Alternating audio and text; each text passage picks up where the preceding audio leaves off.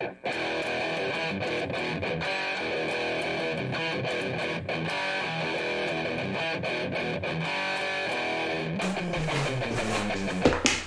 it's me Shane, Gemini Garage, and today we're going to go over a really cool little tool here. I'm going to show you why this little guy here is a whole lot better and pretty much replaces all of these right here, so stick with me. Okay, so before we go over this little guy here, I just kind of wanted to go over some more traditional soldering irons here that most of you are probably familiar with and have. These style here, I've never had real good luck with these. These are kind of for specific kinds of soldering, and you got to hold the trigger down. The tips are kind of big. They're really not for, a modern electronics, fine detailed soldering. So, these are kind of, and this one's kind of a cheapo too, so I really never expected much out of this. But these do work pretty good for plastic welding or melting and some wood burning duties as well, so they aren't completely useless, and they're like, maybe 12-15 bucks at Harbor Freight or similar places. So that's these here.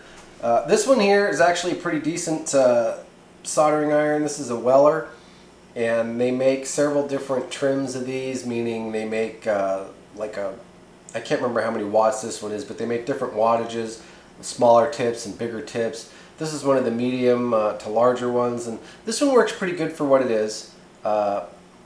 It's not something that you can probably, you can see at one point here it had the plastic lens on here because this has lights on it, and the lights still work, but the lens is melted off because when you think about it, all that heat rising up, over time, it's just gonna melt the lens, but otherwise it's held up okay. So, and these range, around probably maybe 20, 25, 30 bucks. Depending, like I said, on the trim. This here is just an El Cheapo one I got from like eBay or Amazon. It's got interchangeable tips on it as well, and it's got a little dial down here on the bottom so you can adjust the temperature, and a little light that tells you when it's up to temperature. And it works okay, but it's not a real high quality soldering iron, and it's got a really small tip here, so it doesn't hold the heat really well, and it doesn't put out a lot of heat as far as what you need to kind of heat that up like you should. So it's better than nothing, but it can be a little bit on the finicky side. And then this old girl here, yeah, you're not going to be this thing's ancient. My dad actually gave me this. I've had it for forever. It's older than I am. You're not going to be removing any surface mount transistors or anything with this thing, so or resistors, transistors, or whatever. You're not going to be removing anything small with this sucker. So anyway, so there you go with kind of what's the normal traditional thing that people have been using forever, and then you've got something like that. Comes in this little foam thing here with the tip off of it. And it's called the Pine 64. There are similar soldering irons to this. There are some El Cheapo no-name brand ones that you see on eBay and Amazon. I really don't know how well those work or what the quality is. There's another one that's called the TS100 or TS101, I believe, and that's a very popular soldering iron. I believe that one's been around since before this one was around, I think, and so it's kind of the rival of this one. They're both fairly similar in the way they work and the duties they perform. They both have removable tips that you can put different style tips in there. They both have a digital readout right here. They both require a USB-C charger, and you can't use, like, let's see here, if I got one laying around here. I don't have one right here, but you cannot use one of those little, you can't use something like this. You have to use something that's a brick like this. I think you've got to use something that's like at least 40 watts maybe, but you need to have something, that puts out some power. But plug that in, and then plug this in. It's also got a port on this one here for a more traditional style jack in here. So if you've got an adapter, that's got the right power output, you can use that instead of the USB-C. But it's just as easy to find a USB-C charger for a newer laptop, 10, 15 bucks, and use one of those. Sometimes you can find kits with these and some of the other soldering irons that will come with the brick adapter charger. I guess I shouldn't call it a charger. It's a laptop charger, but for this it's not charging anything, it's just powering it. But as you can see, the second you plug it in, it comes on. It's got a menu in here. If you set this thing down after a minute or two, it'll turn off, and then when you pick it up, it'll start heating up again. You can adjust all that in there. You can adjust the temperature. There's a lot of different features you can adjust, whether it's in Fahrenheit or Celsius and all that fun stuff.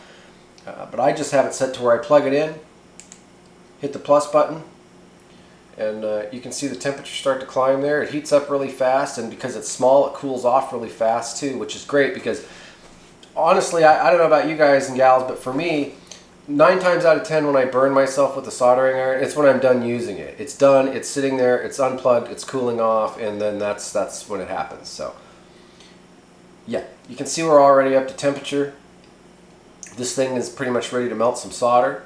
So I didn't, got some solder here, but I need to grab something to solder on. So hold on a minute, I'll just go ahead and unplug this for a minute. Again, it heats up so fast, it's really not a problem to unplug it. And that's another really nice feature. Because it heats up so fast, you're not afraid to unplug it, which is great. Because sometimes you need to walk off for a minute, maybe you need to answer the phone, or maybe you need to do something and you don't want to unplug. This, it's safe because you can unplug it and not worry about it, and then you can go back and plug it in and it'll heat right back up. You use one of these things, yeah, you're going to have a tendency to want to leave it plugged in while you go do whatever. So from that perspective, I think these things are a little bit safer than these two. So, all right, I'm going to grab something to solder on. Stick with me.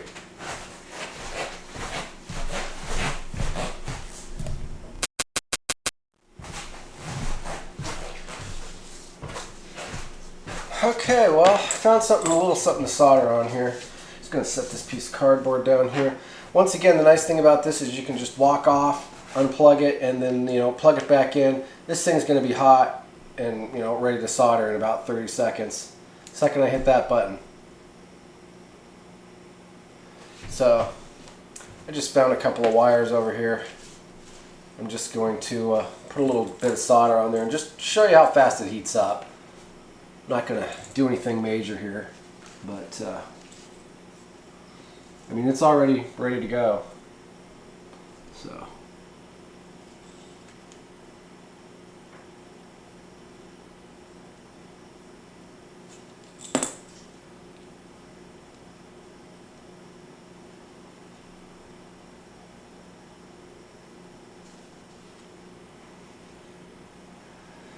I mean, they're really great little soldering irons.